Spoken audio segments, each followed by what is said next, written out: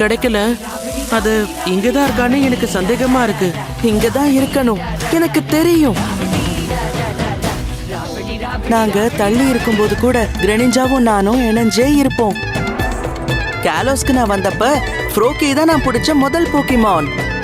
எங்களோட இந்த பயணத்துல கொஞ்சம் கொஞ்சமா நாங்க ஸ்ட்ராங் ஆனோம். ஒரு தடவை நான் பேட்டல்ல ஜெயிக்கிறதுக்காக தான் எங்க 2 பேருக்குள்ள சண்டையே வந்துச்சு. அதுக்கப்புறம் நாங்க ஃப்ரெண்ட்ஸ் ஆயிட்டோம். அப்புறம் தான் நாங்க காலோஸ் லீக்ல கூட போட்டியிட்டோம். அதுக்கப்புறம் கிரெனிஞ்சா காலோஸ காப்பாத்தணும்னு நினைச்சது. அதான் அங்கேயே இருந்துச்சு. அது இந்நேரம் பலசாலி ஆகி இருக்கணும்னு தான் எனக்கு தோணுது. நம்ம நிச்சயமா அதை கண்டுபிடிச்சிடுவோம். ஆமா.